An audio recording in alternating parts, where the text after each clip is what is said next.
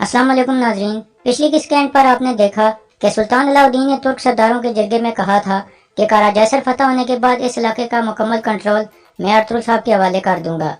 इस केस के आगाज में सुल्तान कहते हैं, मेरी फौजें भी आपकी मदद करेंगी।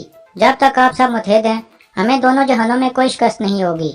सब सरदार कहते हैं, हम फतह के लिए तैयार हैं सुल्तान। फिर सुल्तान खड़े होकर कहते हैं, मुलाकात खत्म होती है, अब अपनी तलवारें तेज कर लें। सब सरदार सुल्तान जिंदाबाद के नारे लगाने लगते हैं। फिर सुल्तान वहां से बाहर निकल जाते हैं। दूसरी तरफ कारा जैसर में कैटरीना अपने शहंशाह की तरफ एक खत लिखती है, जिसमें वो लिखती है, मेरे पेट में कमांडर वसूलियस का बच्चा मौजूद है। तुर्कों से अपनी जमीनें बचाने के लिए मैं अपने खून के आखिरी कतरे तक लड़ूंगी ताकि अपने बच्चे के बाप का इंतकाम ले सकूं। मेरी ख्वाहिश है कि मुझे अपने मरहूम वालिद के हकूक मिल जाएं जिन पर मेरा हक है। खत लिखने के बाद वो उसके ऊपर एक मोहर लगाती है और फिर अपने आप से कहती है, हमारा बच्चा हमारा इंतकाम लेगा और आज मैं इसे तुम्हारे लायक परवान चढ़ाऊंगी। दूसरी तरफ वसूलियस की लाश को हंदी बाजार में लटका दिया गया था। इतने में सुल्तान और अर्तुगरुल भी अंदर से आ जाते हैं और दूसरी तरफ से वसूलियस की लाश लेने के लिए किले के सिपाही भी आ चुके थे। उनका कमांडर कहता है, हम गवर्नर वसूलियस की लाश लेने आए हैं अर्तुगरुल साहब। अर्तुगरुल कहता है, आपका हक है कि अपने गवर्नर को मुनासिब तरीके से दफन करें। फिर वो सिपाही वसूलियस की लाश उतारने लगते हैं। सुल्तान अर्तुगरुल की तारीफ करते हैं और फिर कहते हैं, अब अर्तुग साहब को एक पैगाम रसां के तौर पर कारा जैसर के लिए भेजें, मैं अच्छी खबर का इंतजार करूंगा। फिर अर्तुगरुल और उसके साथी कबीले की तरफ रवाना हो जाते हैं। थोड़ी देर बाद किले के सिपाही भी वसूलियस की लाश उठाकर रवाना हो जाते हैं। दूसरी तरफ कारा जैसर में कमांडर निकोलस ने सब कमांडरों को इकट्ठा किया हुआ था और कैटरीना भी वहाँ मौजूद थी। बाकी कमांडर उसकी मौजूदगी पर एतराज करते हैं, लेकिन कमांडर निकोलस कहता है, ये हम सब से ज्यादा तुर्कों को जानती है, हम हालत जंग में हैं, इसलिए इसका मशवरा मुफीद हो सकता है। फिर कैटरीना कहती है, हम तुर्कों को आपस में ही लड़ा देंगे, यहाँ आने से पहले ही वो एक दूसरे को कत्ल करके खत्म हो जाएंगे और हमारा एक भी सिपाही नहीं मरेगा और हमारा किला महफूज रहेगा। दूसरी तरफ काय कबीले में अर्तुगरुल वापस आकर हलीमा से मुलाकात करता है और फिर अपने बच्चे को प्यार करता है।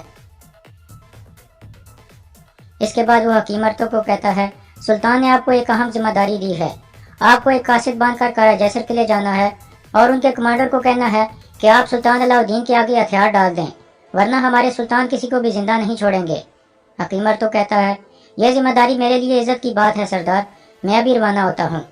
यह कहकर वो बाहर निकल जाता है। इसके बाद हलीमा अर्तुगरुल को बताती है कि मेरे पास आपके लिए एक अच्छी खबर है, आपका एक खूबसूरत और सेहतमंद भतीजा पैदा हुआ है। अर्तुगरुल खुश हो जाता है और समझ जाता है कि दुआन और बानो जीजी का बच्चा पैदा हुआ है। फिर आयमा खातून और दुमदार भी खुशी का इजहार करते हैं। दूसरी तरफ हफ्सा भी बामसी को खुशखबरी देती है कि दुआन का बेटा पैदा हुआ है। यह सुनकर वो बहुत खुश हो जाता है।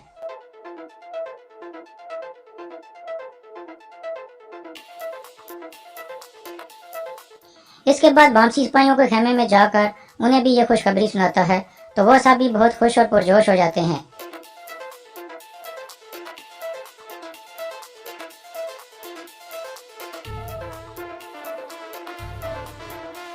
तुर्गुत कहता है, अब तुम्हारी बारी है बामसी। बामसी कहता है, अब तुम लोगों की भी बारी है कि अपनी शादी के बारे में सोचो। दूसरी तरफ कारा जैसर में गम का समा था। सब सिपाही बाहर सैन में खड़े थे। इतने में अंदर से वसूलियस की लाश को उठाकर बाहर लाया जाता है।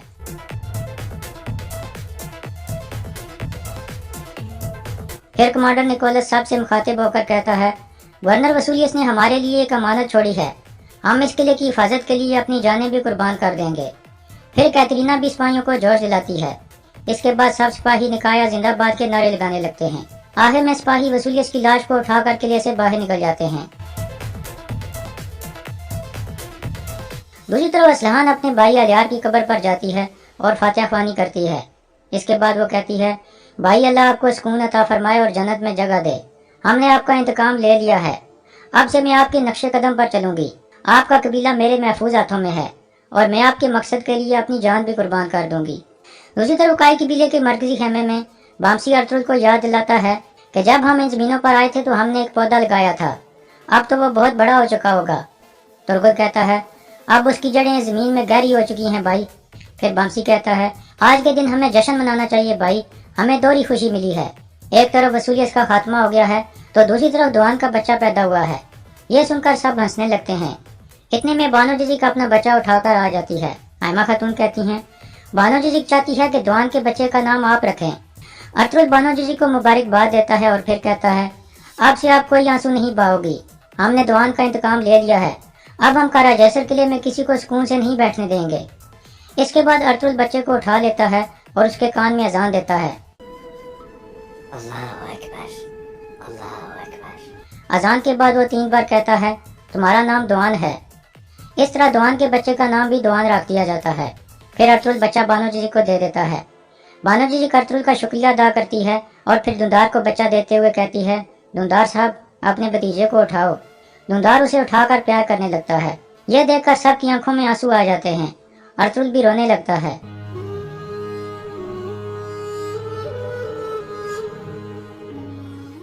और फिर कहता है दुआन की तरह, अलियार साहब की तरह हमारे बच्चे आज़ाद पैदा हुए हैं और ये हमेशा आज़ाद रहेंगे इंशाल्लाह। इसके बाद दोपहर का वक्त हो जाता है। तुर्गुत अकेला अपने खेमे में खाने की मेज पर बैठा हुआ था और अपनी शहीद बीवी आयकिज को याद कर रहा था।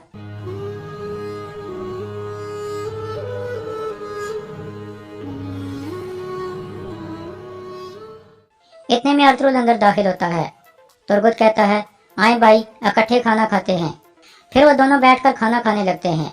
इस दौरान अर्तुल कहता है मैं जानता हूँ कि अभी भी तुम आयकिज के लिए तड़पते हो तुर्गुत, लेकिन अगर वो बात कर सकती तो क्या तुम्हें इस हाल में देखकर परेशान ना होती।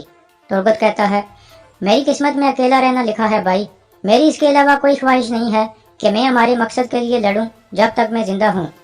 अर्तुल कहता है तुर्गुत एक मर्द को एक औरत की जरूरत होती है जो उसका साथ दे सके और एक बच्चा जो उसके घर के लिए उम्मीद पैदा कर सके। तुर्गुत कहता है मैं जानता हूँ भाई, लेकिन मेरा दिल एक सहरा की तरह हो चुका है। अर्तुल कहता है अब वो सहरा में दरख्त उगाने का वक्त है तुर्गुत, मैं चाहता हूँ कि तुम शादी कर लो। ये सुनकर तुर्गुत सोच में पड़ जाता है। दूसरी तरफ जावेदार कबीले में असलहान मरकजी खेमे में मौजूद थी और अपने भाई की तलवार निकाल कर कहती है जंग के मैदान का मेरा फाते भाई, मैं सख्त तरीन जंगों के लिए अकेली रह गई हूँ और मैं नहीं जानती कि कौन सी जंग आसान है। और यहाँ इस किस्सा का इख्तिताम हो जाता है।